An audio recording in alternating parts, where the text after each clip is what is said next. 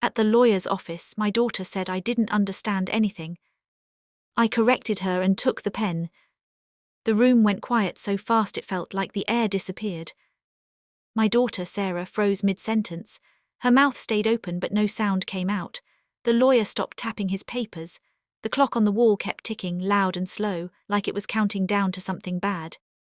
I held the pen tightly. My hand was steady, my heart was not. Sarah turned to me with wide eyes. "Mom," she said, forcing a small laugh, "this is complicated. You don't understand any of this." I looked straight at her. "I understand enough," I said, then I signed my name. The lawyer leaned forward. "Mrs. Wilson," he said carefully, "are you sure?" Before I could answer, Sarah grabbed my arm.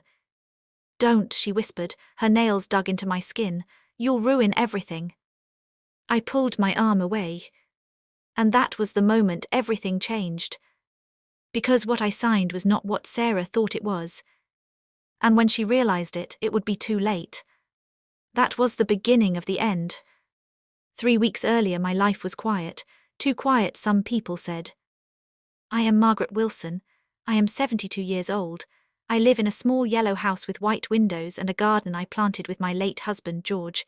Every morning I water the roses. Every evening I sit on the porch and watch the sun go down. I liked my life that way. Sarah did not. "You shouldn't be alone," she said one afternoon sitting at my kitchen table. "It's not safe." "I've been alone for 5 years," I told her. "I'm fine." She smiled, but her eyes were sharp. "You forget things."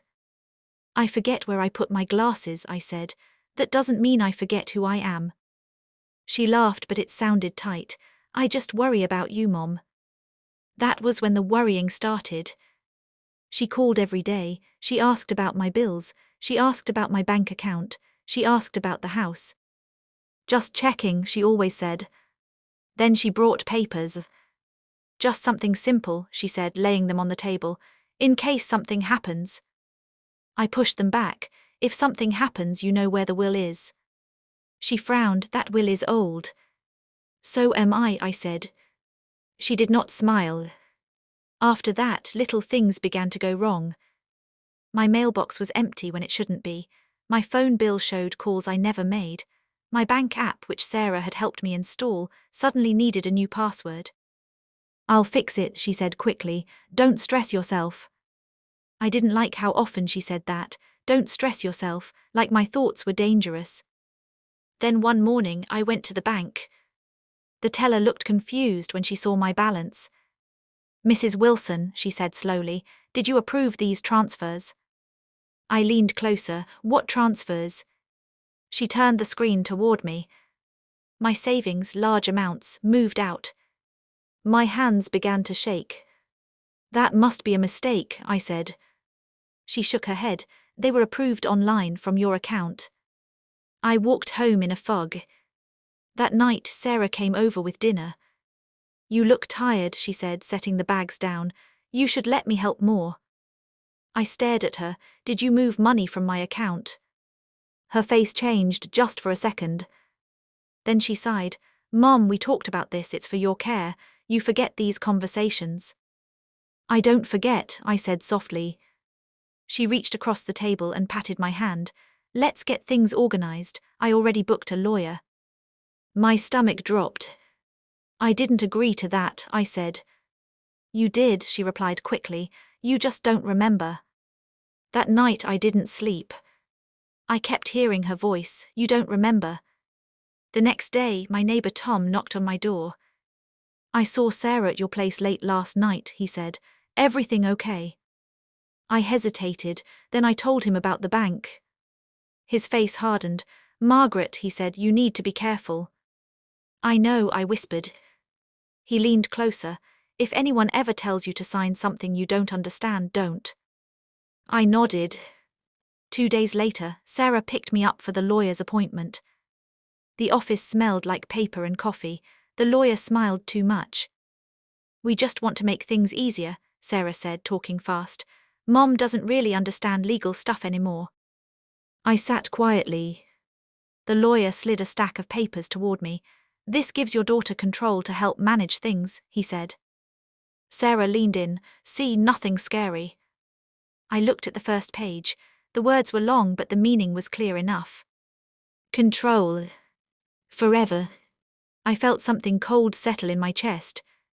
Take your time, the lawyer said. Sarah laughed. She doesn't understand anything. That was when I stood up. At the lawyer's office, my daughter said I didn't understand anything. I corrected her and took the pen. The lawyer watched me closely. Sarah's smile disappeared. And as I signed, I knew one thing for sure. This was no longer about paperwork. This was about survival.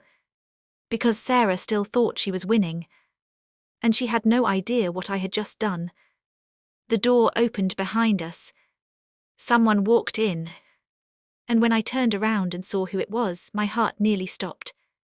The man who walked into the lawyer's office was someone I had not seen in years. It was my son, Daniel. For a moment no one spoke. Sarah turned pale. The lawyer's smile slipped. I felt my heart pound so hard I thought everyone could hear it. Daniel, I said. He looked at me, then at Sarah, then at the papers on the table. His jaw tightened. I knew it, he said quietly. Sarah jumped up from her chair. What are you doing here? She snapped. You weren't invited. Daniel ignored her. He walked closer to me and spoke softly. Mom, are you okay? I nodded, though my legs felt weak. I am now. The lawyer cleared his throat. Sir, this is a private meeting. Daniel pulled out his phone. Not anymore, he said. I recorded everything. Sarah's eyes went wide. You can't do that. I can, Daniel replied, and I did. The lawyer looked nervous. Mrs. Wilson, he said to me, perhaps we should pause. Sarah grabbed her bag. No, she said sharply, we're done here. She tried to pull me up, but Daniel stepped between us. Don't touch her, he said. The room felt like it might explode. Finally, the lawyer stood. I think it's best if everyone leaves. Outside, Sarah spun on Daniel. You ruined everything. Daniel laughed, but there was no joy in it. You ruined it yourself. She stormed off, heels clicking fast. Daniel turned to me. Mom, he said, we need to talk. That night I learned the truth. Daniel had noticed strange charges on a shared family account weeks ago. When he asked Sarah, she brushed him off. When he asked again, she blocked him. That's when I got worried, he said, so I followed her. I stared at him. You followed your sister. Yes, he said, and I saw her meeting the lawyer. My chest felt tight. Why didn't you tell me sooner? He looked down. I didn't want to scare you. I reached for his hand. I'm glad you came. But the danger was not over. The next morning my phone rang again and again. Unknown numbers, angry messages. Sarah. You embarrassed me, one text read. You'll regret this, said another. I tried to ignore them. Then my power went out. Then my mailbox was smashed. Then Tom came running over, breathless. Margaret, he said, someone was inside your house last night. My blood ran cold. The police came, they asked questions, they took notes. That night I sat in the dark, listening to every sound. I realized something then. This was not just about money anymore. Sarah was desperate. And desperate people do dangerous things. As I locked my bedroom door, I heard a noise downstairs. A slow, careful step. Someone was in my house. And they were coming up the stairs. I held my breath. The step on the stairs was slow, careful, like the person knew the house. My heart beat so loud I thought it would give me away. I stayed very still on my bed. The room was dark. Only a thin line of light came from the street lamp outside my window. Another step. Then another. Whoever it was had reached the top of the stairs. I reached under my pillow and wrapped my fingers around my phone.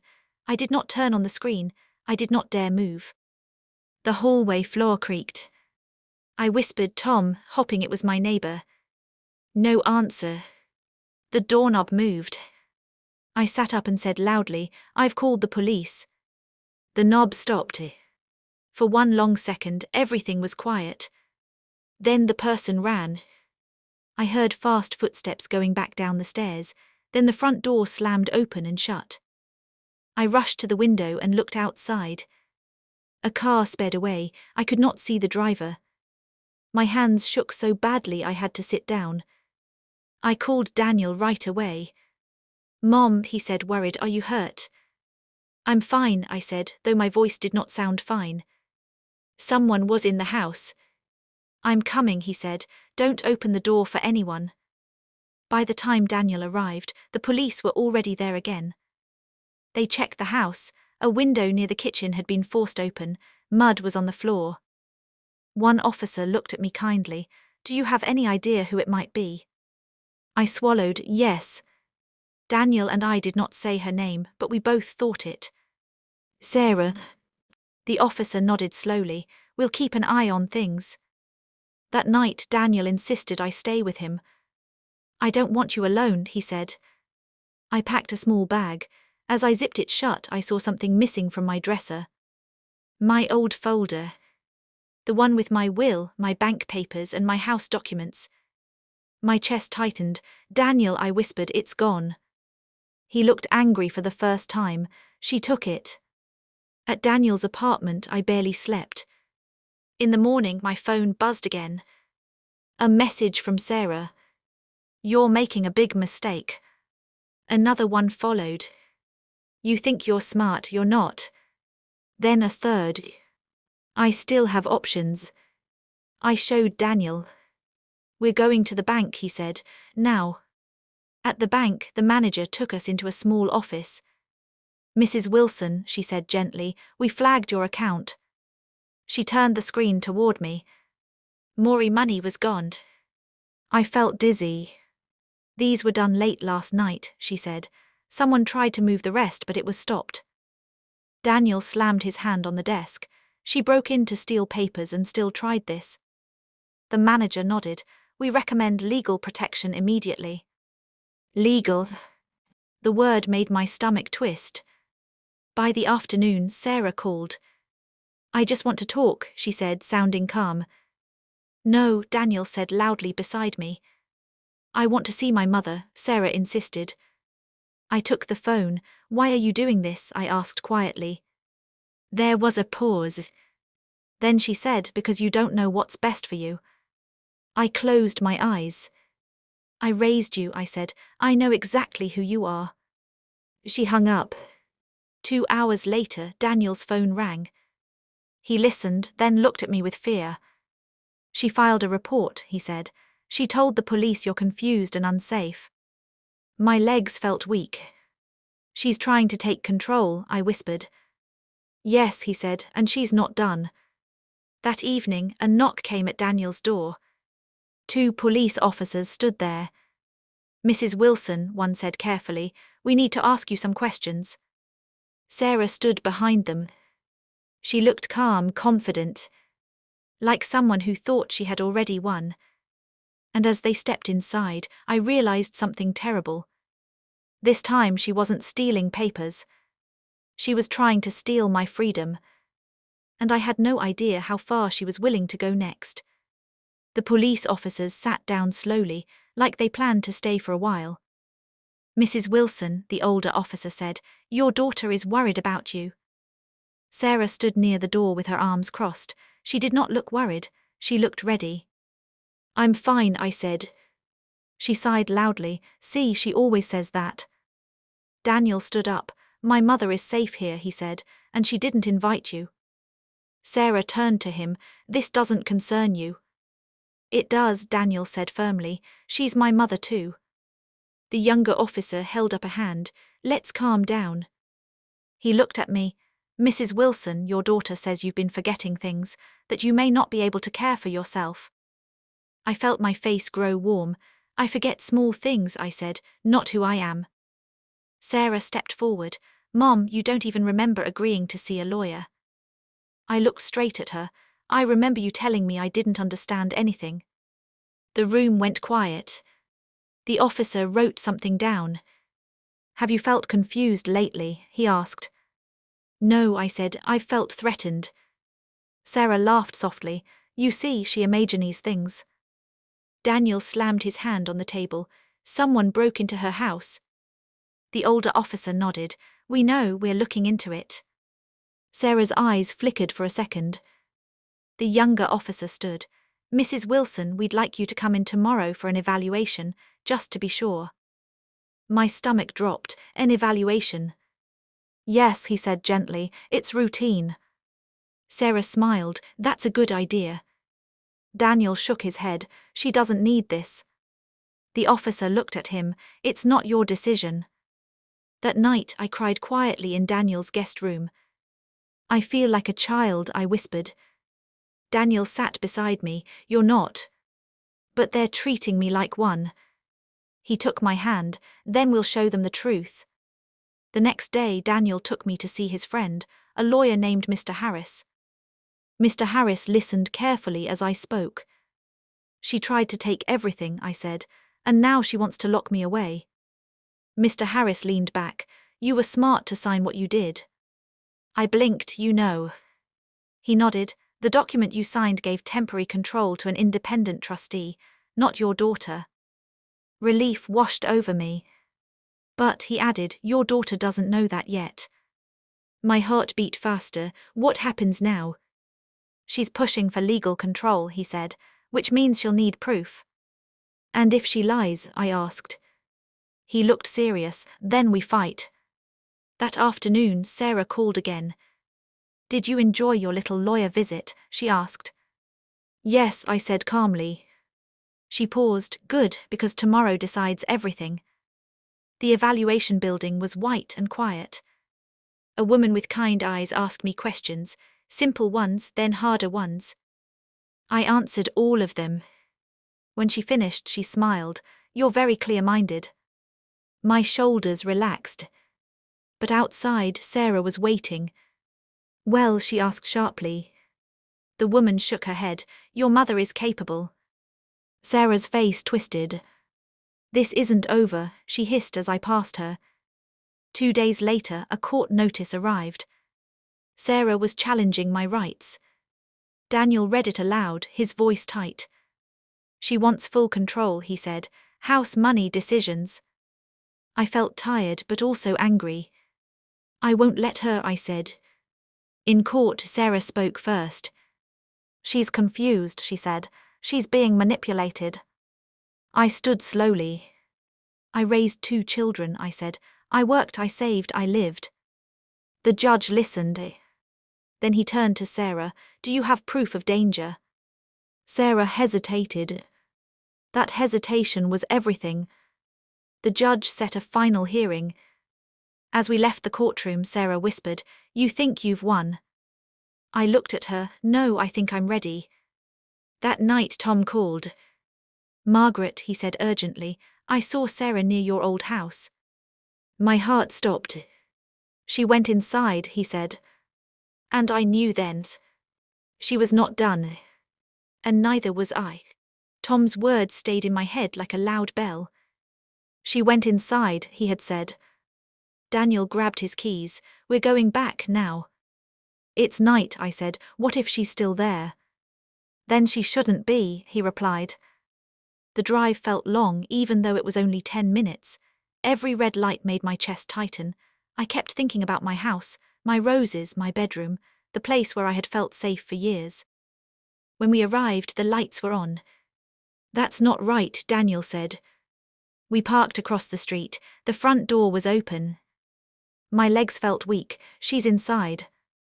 Daniel called the police before we even crossed the lawn.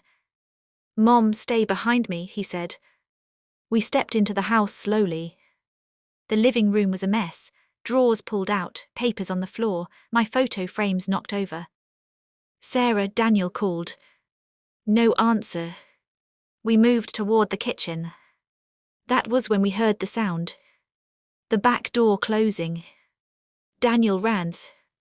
By the time we reached the yard, the gate was swinging open. A car engine started. Headlights flashed, then disappeared into the dark. She got away, Daniel said, breathing hard. I sank onto a chair. The police came again. They took pictures. They asked questions. She's desperate, one officer said quietly. That makes her dangerous. That night, Daniel did not let me sleep alone. The next morning, my phone buzzed. A message from Sarah. "You forced my hand." I did not reply. Another message came. "I have something that belongs to me." My heart pounded. "She took something else," I whispered. Daniel looked at me. "What?" "My wedding ring," I said. "It was in the drawer." My voice shook. "It's not worth much money." He frowned. "Then why take it?" "Because it meant something. Because it hurt." 2 days later, the final court hearing arrived. The room was bigger this time. More people, more eyes on me. Sarah sat across the room, calm again, smiling again.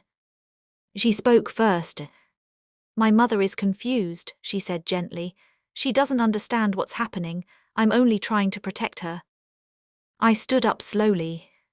"I understand very well," I said. I told the judge about the money, the break-ins, the missing papers, the messages. Sarah shook her head. "She imagines things." Then Daniel stood. "And I have proof," he said. He played the recordings. Sarah's voice filled the room. "She doesn't understand anything," it said. There was a murmur in the courtroom. The judge leaned forward. "Ms. Wilson," he said to Sarah, "did you enter your mother's house without permission?" Sarah opened her mouth. Closed it. "I was checking on her," she said weakly. The judge looked at her hard. "That's not an answer." He turned to me. "Mrs. Wilson, do you wish to speak?" I nodded. "I raised my children, to be honest," I said. "I never thought I would have to protect myself from one of them." Sarah's face turned red. The judge banged his gavel.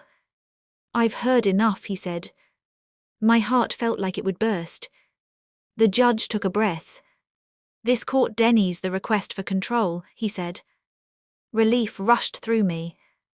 "And orders an investigation into the misuse of funds." Sarah jumped up. "You can't." The judge raised his hand. "Sit down." Tears filled my eyes. But it wasn't over.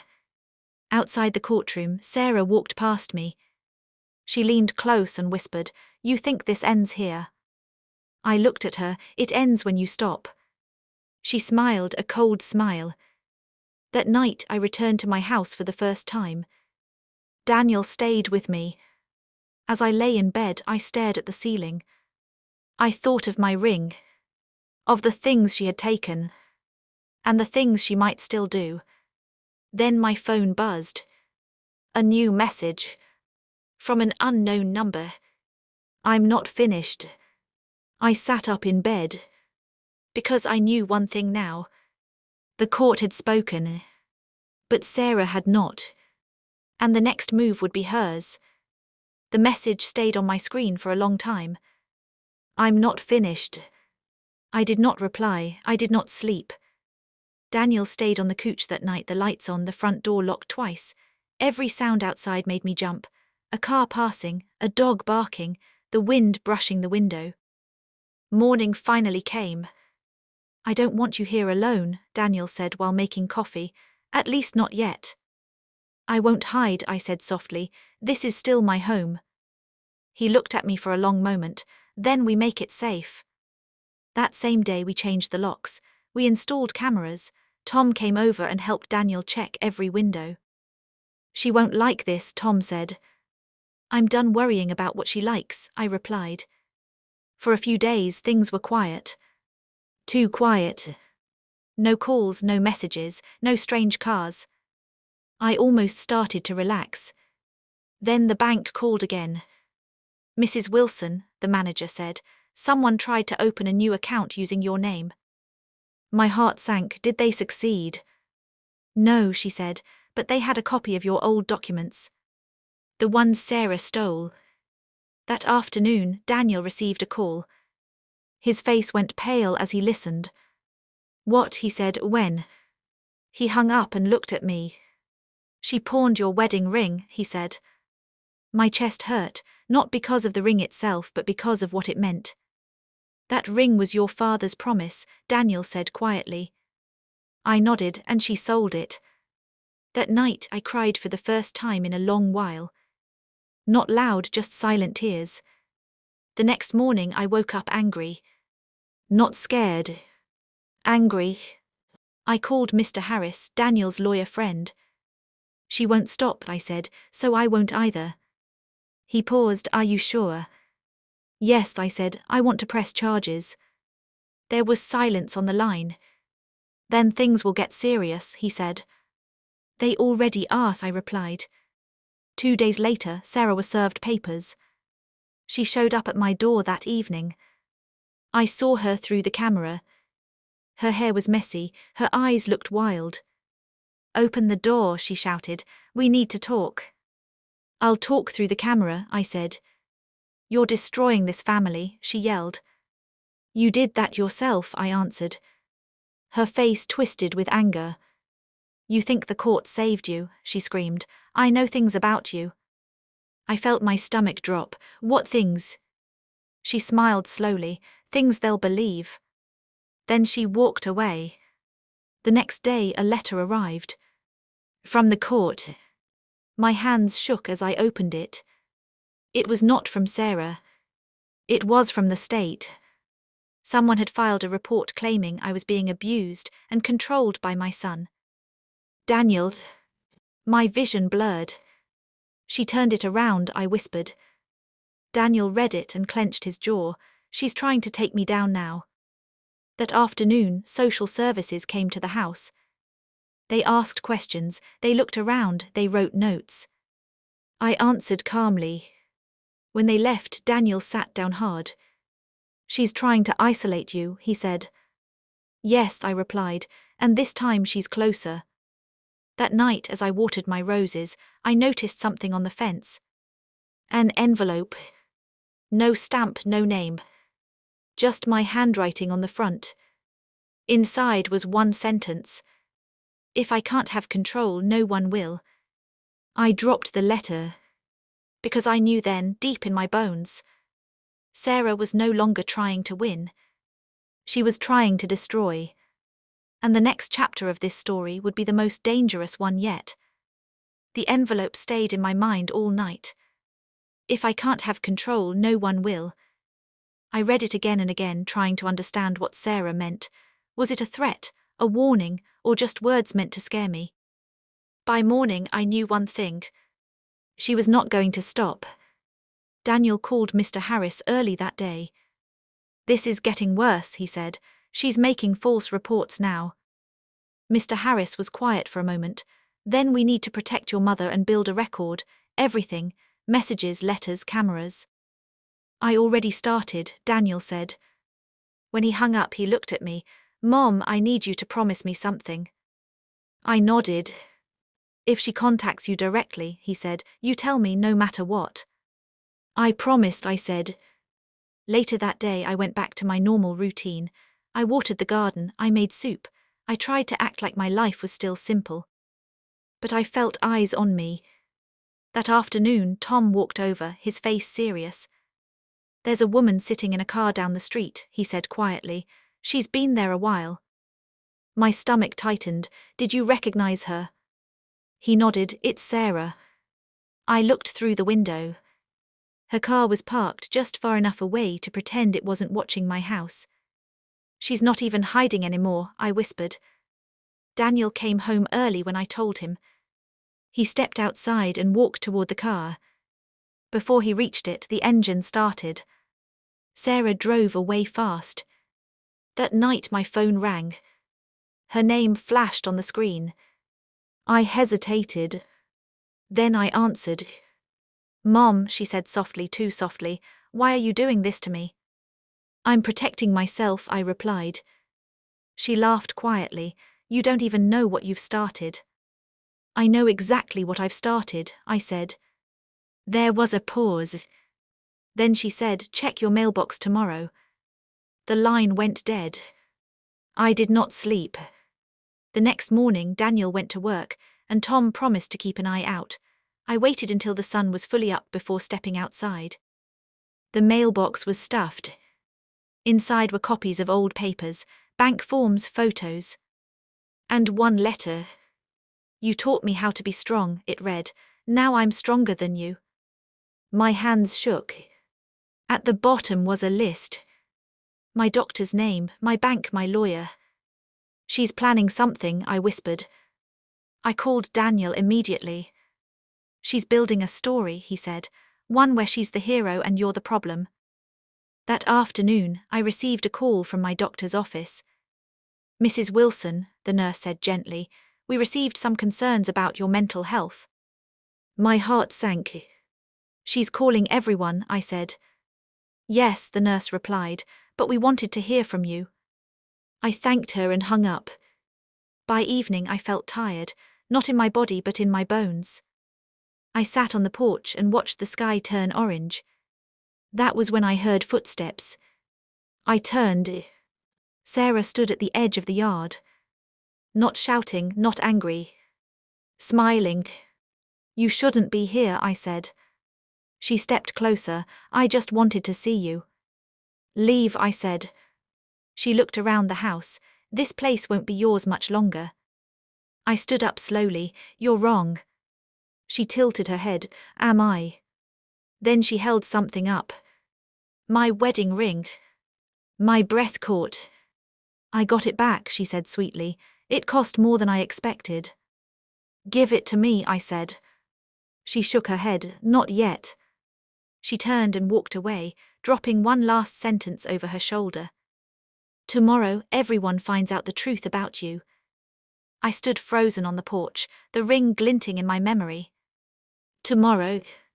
I didn't know what she planned. I didn't know who would believe her. But I knew this. The next day would decide everything. And I was no longer sure I was ready for what Sarah was about to do. I woke up before the sun. My heart was already racing. Sarah's words from the night before echoed in my head. Tomorrow, everyone finds out the truth about you. I sat on the edge of my bed and held my hands together until they stopped shaking. What truth, I whispered to myself. Daniel noticed right away that something was wrong when he came into the kitchen. You didn't sleep, he said. She came last night, I told him. She had my ring. His face darkened. She was here. Yes, I said, and she said today would decide everything. Daniel grabbed his phone. I'm calling Mr. Harris. But before he could, the doorbell rang. We both froze. Daniel looked through the camera screen. It's 2 people, he said slowly. 1 man, 1 woman. Who? I asked. Social services, he replied, and a reporter. My stomach dropped. A reporter, I repeated. Daniel opened the door carefully. The woman from social services smiled politely. Mrs. Wilson, we need to speak with you again. The man beside her held a notebook and a small camera. I'm just here to document, he said. Document what? Daniel asked sharply. The reporter glanced down at his notes. A story about an elderly woman being controlled by her son. I felt like the ground moved under my feet. That's a lie, I said. The social worker raised her hand gently. We're just here to check on her well-being. I stepped forward. Come in. Daniel looked at me. Mom. I want this, I said quietly. They sat at the table where Sarah had once laid out her papers. The reporter looked around. Nice home, he said. You live comfortably. Yes, I replied, because I worked my whole life. The social worker asked questions again, about my memory, about my money, about Daniel. I answered clearly, slowly, carefully. Then the reporter asked, Do you feel afraid of your son? No, I said firmly. I feel afraid of my daughter. The room went quiet. Your daughter, the reporter asked. Yes, I said. She tried to take control of my life. At that moment the door opened. Sarah walked in like she owned the place. I'm sorry I'm late, she said sweetly. Traffic. Daniel jumped up. You were not invited. She ignored him and turned to the reporter. I'm the concerned daughter.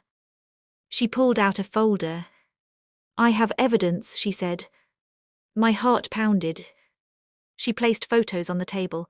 Old ones, me tired, me sitting quietly, me sleeping in a chair. She's declining, Sarah said sadly, and he's using her. That's not true, Daniel shouted. Sarah looked at me. Mom, tell them you don't remember signing those papers. I looked at the photos, then at Sarah. Then I did something she did not expect. I stood up. I remember everything, I said. Sarah's smile faltered. I walked to my drawer and pulled out a folder of my own. I planned for this, I said. I placed my papers on the table. Bank records, camera footage, messages, dates, times. Sarah's face went pale. The reporter leaned forward. What is this? Proof, I said, of theft, of lies, of break-ins. Sarah shook her head. She doesn't know what she's showing. I looked at her calmly. I know exactly. The social worker reviewed the documents. Her expression changed. The reporter slowly lowered his camera. Sarah's voice rose. This isn't fair. The social worker stood. Ms. Wilson, she said to Sarah, we need to speak with you privately. Sarah looked at me, her eyes full of rage. This isn't over, she hissed. She stormed out. The reporter stayed behind. This changes the story, he said quietly. Yes, I replied, it does. After they left, Daniel sat down heavily. You were incredible, he said. But I didn't feel relieved. Because Sarah had said not over before. And every time she said that, things got worse. That evening, as the sun set, my phone buzzed. A voicemail. From Sarah. Her voice was shaking. If I go down, she said, you're coming with me. I stared at the screen. Because I knew now. She wasn't trying to win a story anymore. She was preparing her final move. And I was standing right in the middle of it. I listened to the voicemail again. If I go down, you're coming with me. I deleted it, but the words stayed in my head. That night, Daniel locked every door and window. He checked the cameras twice. Tom promised to stay awake and keep his porch light on. Still, I could not relax. I kept thinking about Sarah's face earlier that day, not angry, not scared. Determined. The next morning, the phone rang early. It was Mr. Harris. She's been arrested, he said. My knees nearly gave out. Arrested. Yes, he said, for fraud and attempted identity theft. The evidence you showed was enough to start it. I sat down slowly. Daniel looked at me, eyes wide. She did this to herself, Daniel said quietly. I nodded, but my heart felt heavy. No mother dreams of hearing those words about her child. Is it over? I asked Mr. Harris. There was a pause. For now, he said carefully. Later that afternoon, the doorbell rang again. This time it was 2 police officers. Mrs. Wilson, one said gently, we need to ask you a few more questions. I answered everything, again. Then one officer looked at me and said, your daughter claims you planned this together. My breath caught. What? She says you agreed to move the money, he continued, and now you're blaming her. I felt sick. She's lying, Daniel said sharply. The officer nodded. We thought so, but she's insisting. After they left, I sat in silence. She's trying to pull me down with her, I whispered. That evening, I got a call from the jail. Sarah. I almost didn't answer. But I did. Mom, she said, crying now, you have to help me. I closed my eyes. You broke into my house. I was desperate, she said. You pushed me. I protected myself, I replied. They won't believe me without you, she said. If you tell them it was a misunderstanding, I can come home. Home. The word hurt. If I do, I asked. She went quiet. Then she said slowly, then I'll tell them everything, even things that aren't true. I felt a cold fear. You would lie, I asked. She laughed softly. I already have. I ended the call. That night I sat at the kitchen table alone. I thought about the life lesson I had taught my children. That honesty matters, that doing the right thing is not always easy. Now I had to live by it. The next day, the court date was set. Sarah would stand before the judge again. And this time she planned to take me with her. As I walked back into the lawyer's office to prepare, I saw the same table, the same chairs. I remembered the pen. The moment everything changed. I took a deep breath and sat down. Because the next time I picked up that pen, it would not just protect me. It would decide my daughter's future. And maybe my own. And as the door opened and someone stepped inside, my heart began to race again. Because I did not know if I was strong enough for what I was about to do next. The door opened slowly. I looked up and for a moment I thought it was Sarah.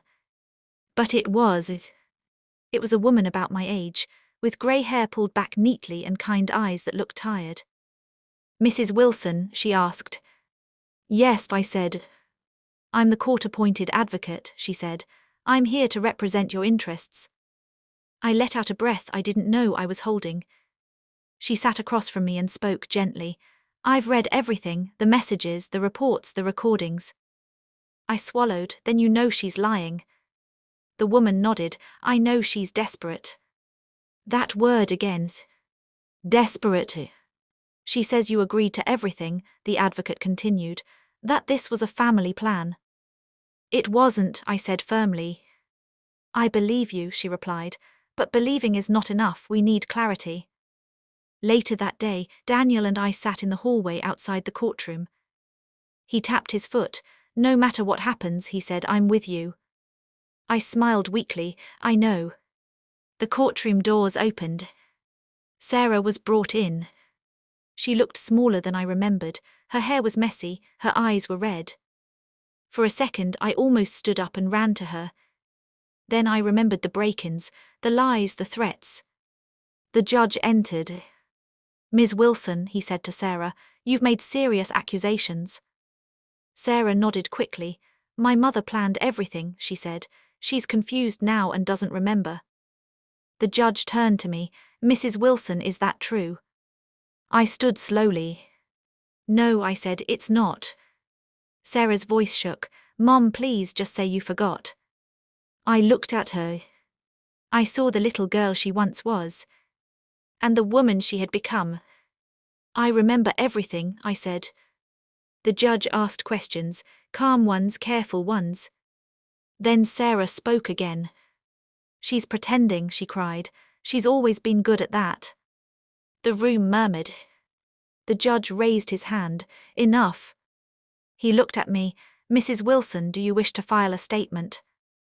I nodded. They handed me a pen. My hand shook this time. I thought of the first time I took a pen at the lawyer's office, when Sarah said I didn't understand anything.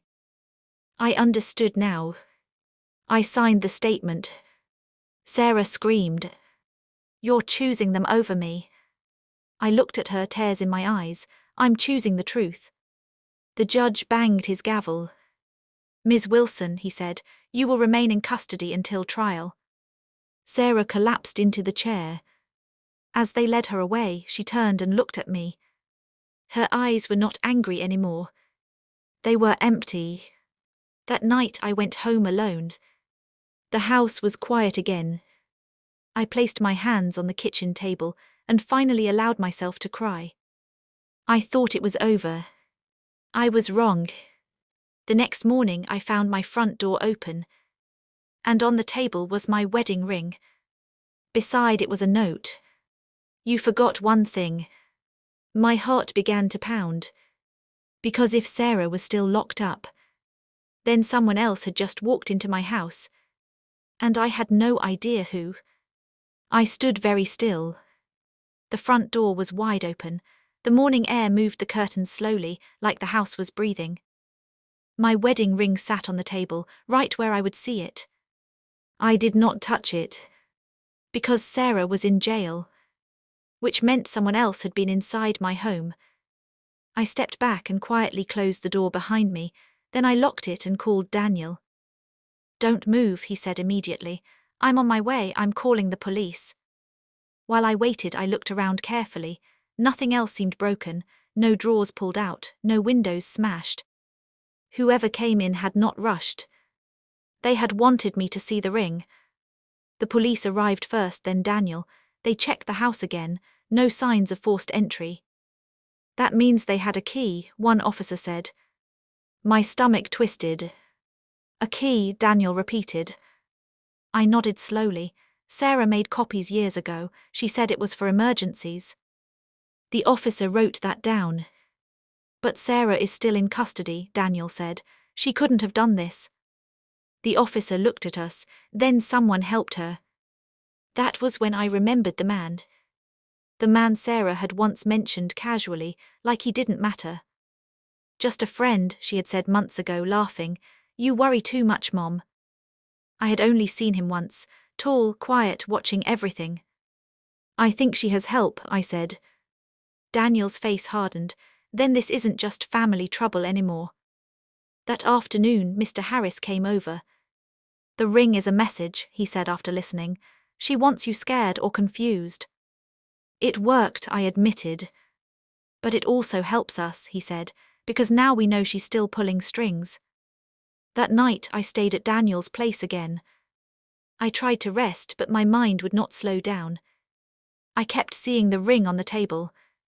Kept thinking about the note. You forgot one thing.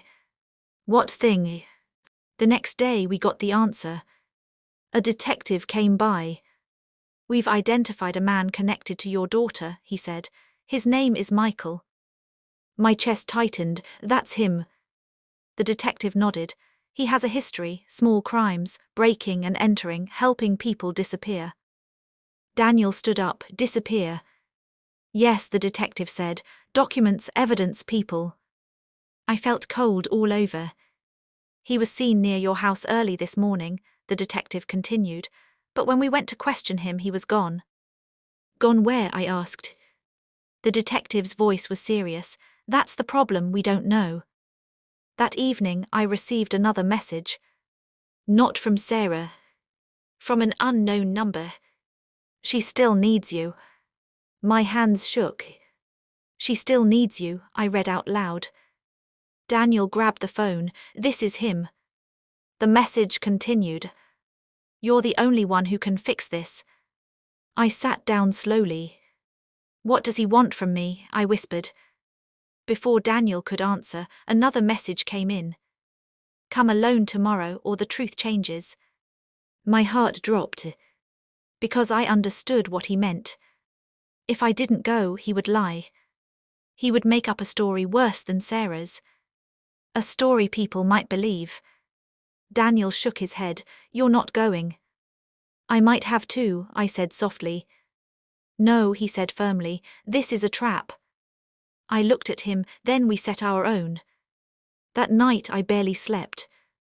Because in the morning I would have to make a choice. Go and face a stranger who was still loyal to my daughter. Or stay safe and let him destroy what little peace I had left. And whichever choice I made, someone was going to get hurt. And this time I was afraid it might be me. I did not tell Daniel where I was going. That was the hardest part. I left a note on the kitchen table that said only one thing. I love you. I went in the morning just after sunrise. The message had given an address, an old diner at the edge of town, a place with cracked windows and a parking lot full of weeds. I wore my old coat, the one with deep pockets. I kept my phone off. Inside the diner it smelled like coffee and oil. Only one booth was taken. A man sat there with his back to me. Tall, quiet. Michael. He looked up and smiled like he had been waiting all night. You came, he said. I said I would, I replied. He slid something across the table. A small recorder. Sit, he said, let's talk. I sat. He leaned back. Sarah is scared, he said. She needs help. She broke the law, I said. She hurt me. She's your daughter, he replied calmly. I felt my chest tighten. Why are you doing this? He shrugged. Because she asked. He tapped the recorder. All you have to do is say it was a misunderstanding, that you agreed, that she was helping you. I won't lie, I said. His smile faded.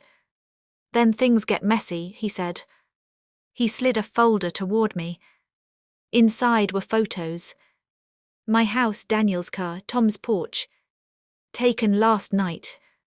My hands shook. She doesn't want this, he said softly, but if she goes down alone, she loses everything.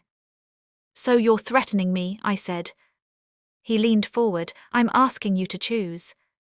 I stood up. I already chose, I said. His eyes hardened. As I turned to leave, the door slammed shut. 2 men stepped in. My heart raced.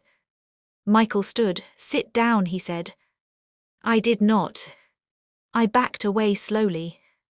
That was when I heard a familiar voice. Let her go. Daniel. The police flooded in behind him. Michael cursed and reached for the recorder. An officer grabbed his arm. In seconds it was over. They took Michael away in handcuffs. I collapsed into a chair. Daniel ran to me and hugged me tight. I tracked your phone, he whispered. I knew. I cried into his shoulder. Later that day, the police told us everything. Michael had been helping Sarah hide money and move documents. He had broken into my house. He had placed the ring to scare me. He won't be bothering you again, the officer said. That night I went home. For the first time in weeks, I slept in my own bed. But peace did not last long. The next morning my phone rang. It was the jail. Sarah. I did not want to answer. But I did. Mom, she said quietly, Michael didn't do this alone. My heart sank. What do you mean? I asked. She hesitated. Then she whispered, there's someone else. The line went dead. I stared at the phone. Because I knew one thing now. If there was someone else helping her, then the danger was not gone. It had only changed shape. And I had no idea who was still watching me. Sarah's words would not leave my mind. There's someone else. I sat at the kitchen table staring at my phone long after the call ended. Daniel watched me closely. What did she say? I took a slow breath. She said Michael didn't do it alone. Daniel's face tightened. Then we need answers. That same day the police came back. We believe there may be another person involved, the detective said. Someone close. Close how? I asked. He looked at me carefully. Someone who had access, someone you trusted. My heart sank. I thought of the few people who had keys, the few who knew my routines, the few who knew where I kept my papers. Tom. No, he had helped us, he had warned me. Then another name slipped into my mind. Emily. My niece. Sarah's cousin. She had visited often, always smiling, always helpful. She's family, Sarah had once said. You can trust her. That night, Daniel checked the camera footage again. There, he said suddenly. He rewound and paused the screen. A woman stood near the side gate, hoodie up, face half hidden. But the walk was familiar. That's Emily, I whispered. Daniel stared at the screen. Are you sure? I watched her grow up, I said. I know how she walks. My chest felt heavy. The next morning, Emily called. Hi, Aunt Margaret, she said cheerfully. Just checking on you. My hands shook but my voice stayed calm. I'm fine. That's good, she said quickly. I heard things have been stressful. Yes, I replied, very. She paused. Sarah told me everything. My heart skipped. What did she tell you? That you're confused, Emily said gently, and that people are taking advantage of you. I closed my eyes. Emily, I said slowly, were you in my yard 2 nights ago? Silence. Then she laughed. Aunt Margaret, you imagine things. The same words Sarah used. I know what I saw, I said. Her voice changed. You should rest. I hung up. That afternoon, the police went to Emily's apartment. She was gone. Her phone was off. Her place was empty. The detective shook his head. They planned this. That night, another envelope appeared on my porch. No stamp, no name. Inside was a single photo. Me, standing at my mailbox that morning. Taken from across the street. My knees went weak. On the back of the photo were 3 words. Family knows best. I locked the door and leaned against it, my heart pounding. Because now I understood. This was bigger than Sarah. Bigger than Michael. Someone else was still free. Someone who knew me. Someone who was watching. And as the lights flickered and my phone buzzed again with an unknown number, I knew the next move was coming. And I was no longer sure who I could trust at all. I did not answer the buzzing phone. I turned it face down on the table and stared at the photo instead. Me standing by my mailbox looking calm, not knowing I was being watched. Daniel took the photo from my hand, his face went tight. "They're close," he said, "too close." That night we did not turn off the lights. Daniel moved a chair under the front door handle. Tom stayed awake across the street. The cameras were on, the volume high. Still, I felt unsafe. Around midnight the power went out. Every light in the house went dark at once. Daniel jumped up. "Stay here," he said. I grabbed his arm. "Don't go alone." He turned on his phone flashlight. "It's probably nothing." But it was. The cameras went dead. The screen went black.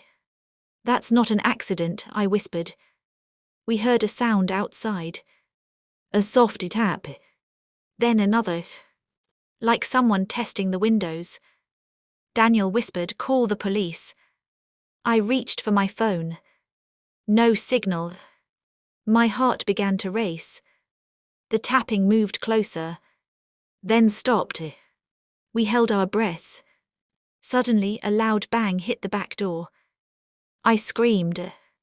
Daniel ran to the hallway and shouted, "Get out, the police are on their way." The noise stopped. Silence filled the house again. Too quiet. Minutes passed, then sirens in the distance. The power came back on. The police searched the yard, no one was there. But near the back fence they found something. A glove. Black, small. "This belongs to a woman," one officer said. My hands shook. The next morning we received news. Emily had been found. Not arrested. Dead. In her car. They said it looked like an accident. But I knew better. Sarah called from jail again that afternoon. Her voice was breaking. "They went too far." "Who?" I asked. She whispered a name. One I had not heard in years. The call cut off before she could explain. I sat down slowly. Because the name she said belonged to someone from my past. Someone I trusted once. Someone who knew everything about me. And if they were involved now, then this story was heading toward its most dangerous moment yet. And I had no idea if I would survive it. The name Sarah whispered stayed in my head all night. I had not heard that name in years. It was Robert. My late husband's brother. Uncle Robert. I sat very still after the call ended. Daniel watched my face. "Who did she say?" I swallowed. "Your uncle." Daniel's eyes widened. "That's impossible. He moved away years ago." "Yes," I said slowly, "but he always knew where we were. Robert had helped us once long ago when money was tight. He had kept copies of documents just in case. He had keys, he had access. And after my husband died, he had asked questions. Too many questions. About the house," I whispered, "about the will." Daniel ran a hand through his hair. "Why would he do this?" I closed my eyes, "Because he thinks it should have been his." That morning the police came again. When I told them the name, the room went quiet. The detective nodded slowly. "We know him." My heart dropped. "You do?" "He's been connected to financial schemes," the detective said. "Nothing proven, always careful." Careful. That fit. By afternoon the news got worse. Robert's name appeared on the bank records, old authorizations, old signatures. He's been watching for years, Daniel said, his voice tight. I felt sick, so Sarah wasn't leading. No, the detective said, she was being used. That evening, a letter arrived by hand. Not mailed. Placed. Inside was a single sentence. You should have listened to family. I felt my knees weaken. Daniel took the letter. We're leaving tonight. No, I said, running won't stop him. I walked to the drawer and took out my final folder, the one I had kept hidden. What's that? Daniel asked. Everything, I said, the truth. I looked at him. If he wants control, he'll have to face me. The phone rang. An unknown number. I answered. A man's voice spoke calmly. Margaret, it's been a long time. My hands trembled. Robert, I said. I hear you've been busy, he replied softly, making trouble. You started this, I said. He chuckled. I finished it. My heart raced. What do you want? There was a pause. Then he said, meet me tomorrow, alone. Daniel shook his head wildly. I held up my hand. Where? I asked. The lawyer's office, he said, the same one.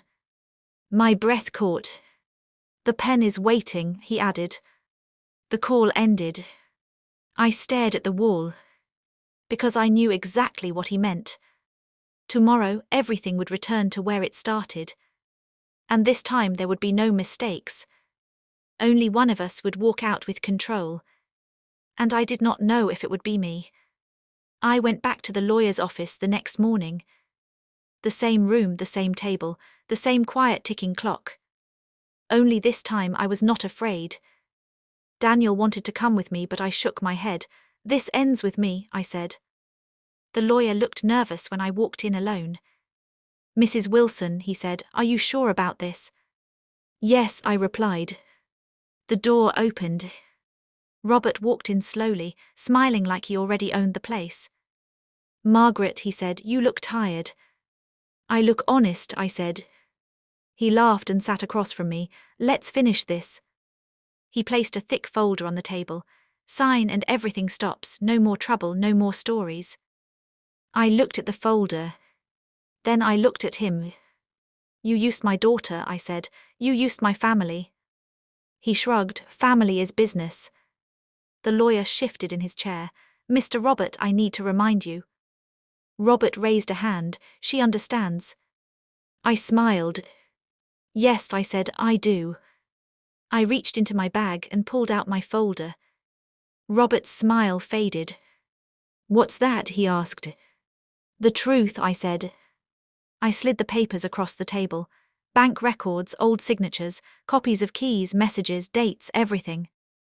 The lawyer's eyes widened as he flipped through them. Where did you get these? Robert asked sharply. I kept them, I said, because I understand more than you think. The lawyer stood up. Mr. Robert, I'm calling the police. Robert stood too. You can't prove anything. I took the pen from the table. The same pen. The one that started everything. I already did, I said. The door opened again. Police officers walked in. Robert froze. This meeting is over, one officer said, placing handcuffs on him. Robert turned to me, angry and shocked. You planned this. I nodded. I learned from you. They led him away. The room went quiet. The lawyer sat down slowly. Mrs. Wilson, he said, you saved yourself. I shook my head. I listened to myself. Later that day, Daniel hugged me tight. You did it, he said. No, I replied softly. I finished it. Sarah went to trial. Robert was charged. The lies stopped. I went back to my yellow house. I watered my roses. I placed my wedding ring back on my finger. Life became quiet again. But this time it felt strong. And here is what I learned. Getting older does not mean losing your voice. Being calm does not mean being weak. And understanding does not belong only to the loudest person in the room. At the lawyer's office, my daughter said I didn't understand anything. I corrected her and took the pen. And that pen gave me my life back.